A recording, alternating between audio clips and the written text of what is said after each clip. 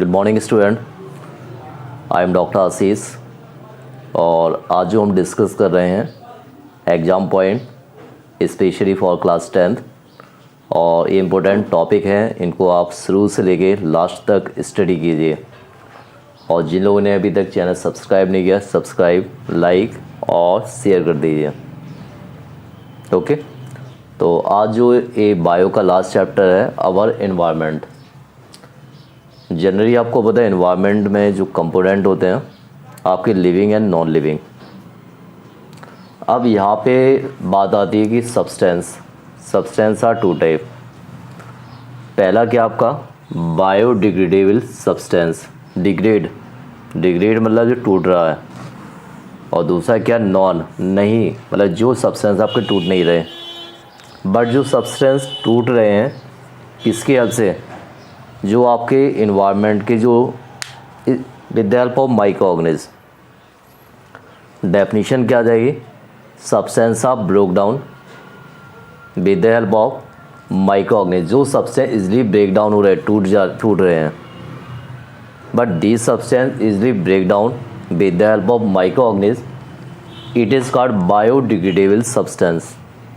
जैसे वुड है और पेपर है या प्लांट लीव्स है, ये इजली डिकम्पोज हो जाते हैं।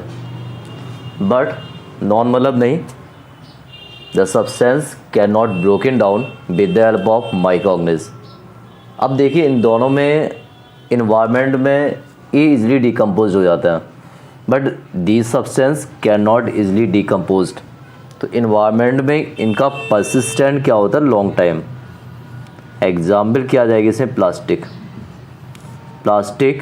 It is the example of non biodegradable substance. Plastic environment में क्या होता है, काफ़ी लॉन्ग टाइम तक रहता है और इन्वायरमेंट के लिए क्या होता है, हार्मफुल। ओके, अब यहीं पे आता है ecosystem. Ecosystem means the relationship between living and non living. अब यदि यहीं पे आ गया इसके कंपोनेंट कौन कौन से होते हैं, तो पहला कंपोनेंट है बायोटिक और दूसरा कंपोनेंट है एबायोटिक। बायोटिक में आपको पता होगा बायोटिक के अकॉर्डिंग क्या क्या आता है, ये तीनों पॉइंट्स आपको पता हो गए। इसको बताया था मैंने बायोटिक में। फर्स्ट आएगा प्रोड्यूसर, जो अपना खाना खुद बनाते हैं। दूसरा आएगा कंज्यूमर, जो डिपेंड होते हैं प्लांट्स पे या अनदर एनिमल पे। और लास्ट आ जाएगा डीकम्पोजर्स। ये तीनों पॉइंट आप लोग ध्यान रखिए। प्रोड्यूसर्स क्या होते हैं, ऑटोट्रॉप्स, इसके अकॉर्डिंग क्या है, ग्रीन प्लांट्स। तो एग्जाम्पल क्या हो जाएगा, ग्रीन प्लांट्स। कंज्यूमर आपके 3 टाइप के होते हैं, primary consumer, secondary consumer, tertiary consumer. Primary consumer ए होते herbivorous, secondary consumer carnivorous, tertiary consumer top carnivorous. और डीकम्पोजर्स उन्हें बोलते हैं जो कॉम्प्लेक्स बॉडी को सिंपल बॉडी में चेंज कर देते हैं, डेड बॉडी को सिंपल में चेंज कर देते हैं। एग्जाम्पल क्या आ जाएगा, बैक्टीरिया या फंजाई। ये दोनों आपके एग्जाम्पल आ जाएंगे डीकम्पोजर्स में। या माइक्रो ऑर्गेनिज्म बोल दीजिए, micro organism it is the example of decomposers. Okay, अब देखिए प्राइमरी कंज्यूमर, इसमें डियर आ जाएगा। सेकेंडरी में क्या आ जाएगा, टाइगर आ जाएगा। या यदि ग्रास इकोसिस्टम लिया जाए तो इसमें क्या आ जाएगा आपका, प्राइमरी कंज्यूमर बताइए, इसमें स्मॉल जो ग्रास होपर आ जाएगा। सेकेंडरी कंज्यूमर में फ्रॉग आ जाएगा। टर्सरी कंज्यूमर में स्नेक आ जाएगा, या ग्रास होपर, स्नेक, ईगर। तो एक चैन यहाँ पे आप अपने अकॉर्डिंग यहाँ पे बना सकते हैं। तो पहले क्या आएगा, प्रोड्यूसर, आफ्टर दैट कंज्यूमर, इसके बाद डीकम्पोजर्स। अब यहीं पे बताए इकोसिस्टम जनरली क्या होते हैं, कुछ होते हैं नेचुरल, कुछ होते हैं आर्टिफिशियल। नेचुरल में क्या, फॉरेस्ट है, दूसरा क्या पॉन्ड, और थर्ड क्या लेक।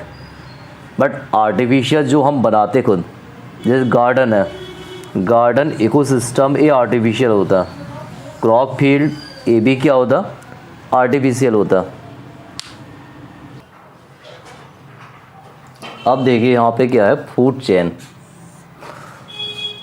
फूड चेन क्या होता है, एक सीरीज फॉर्म में होता, और इसमें क्या होता, एक एनिमल्स पे दूसरा एनिमल डिपेंड होता।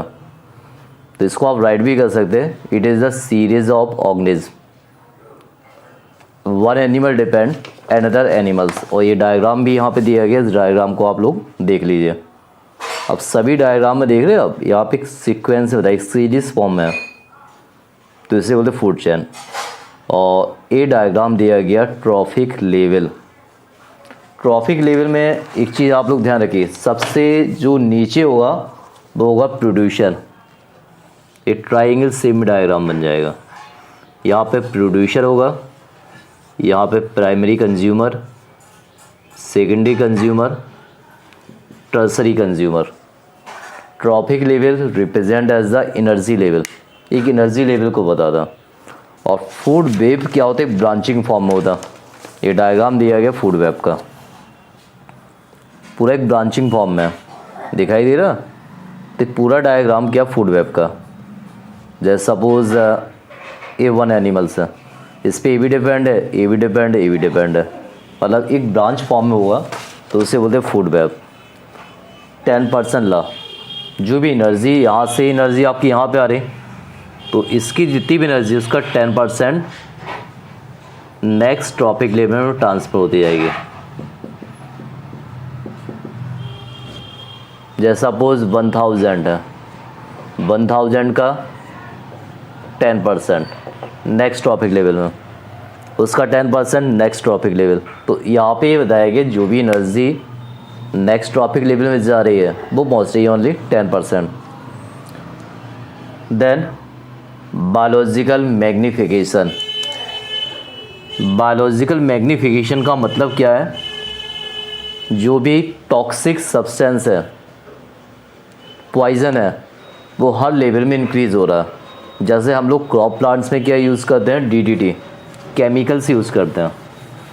और केमिकल्स यूज़ क्यों कर रहे हैं, क्योंकि क्रॉप प्लांट से यदि इंसेक्ट है तो उन इंसेक्ट से क्रॉप प्लांट्स को हम बचा सकें।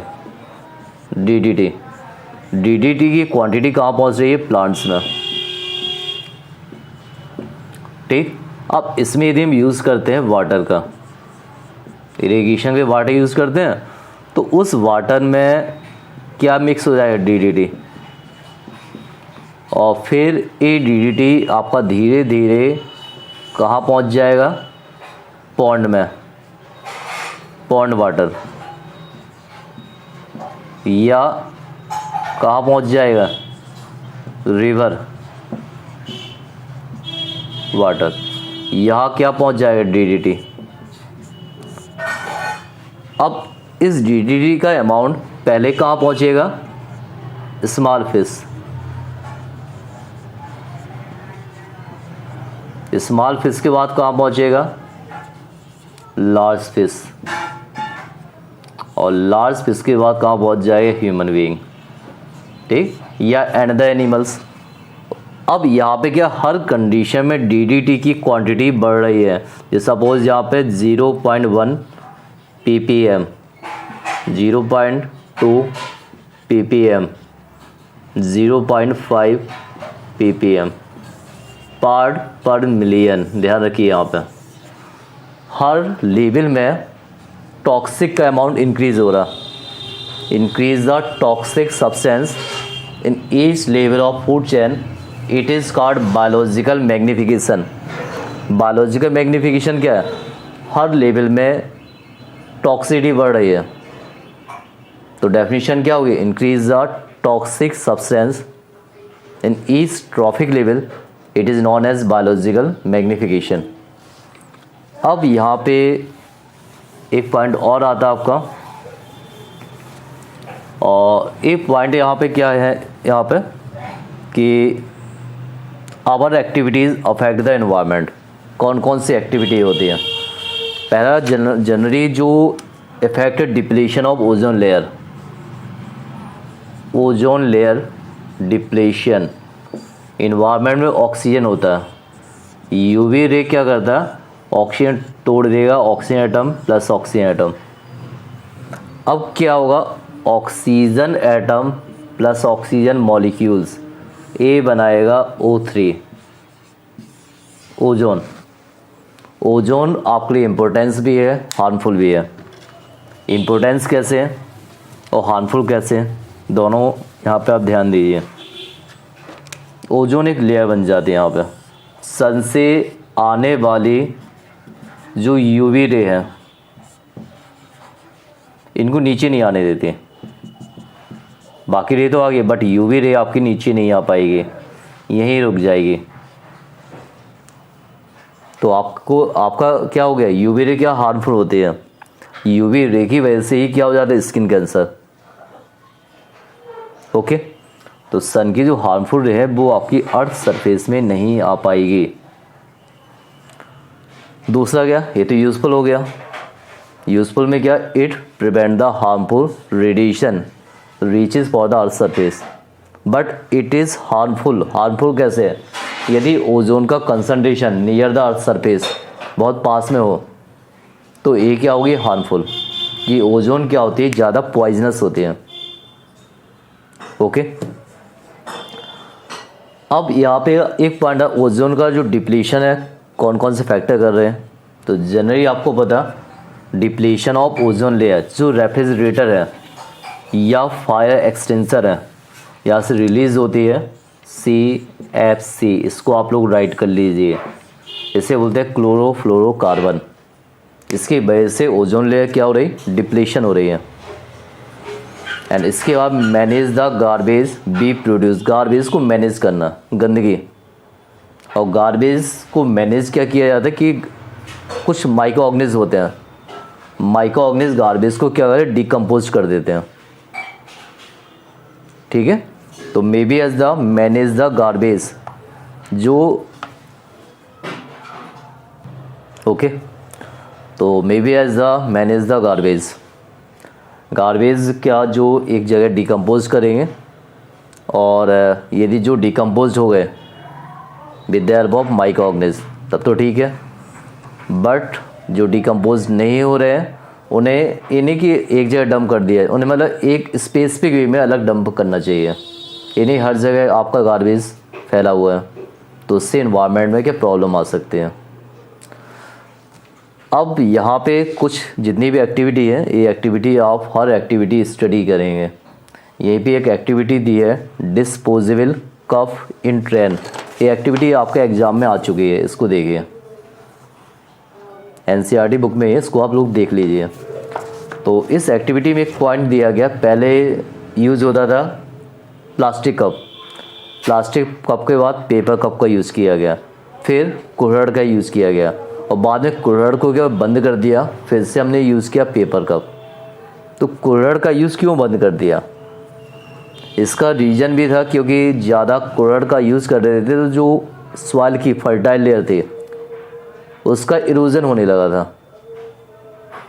तो इसमें मेन पॉइंट क्या है कि सॉइल इरोजन ज़्यादा हो रहा था, इसी फिर से लोगों ने पेपर कप का यूज़ करना स्टार्ट कर दिया। ओके, तो टॉपिक आप लोग डीपली स्टडी कीजिए और हर एक्टिविटी को स्टडी कीजिए, क्योंकि कुछ एक्टिविटी से भी क्वेश्चन आपके एग्ज़ाम में आते हैं। तो आपको हर एक्टिविटी को डीपली स्टडी करना है, और जहाँ डाउट हो मैसेज कर दीजिए, आपको आंसर प्रोवाइड करवा दिए जाएंगे। और subscribe, like and share. Thank you.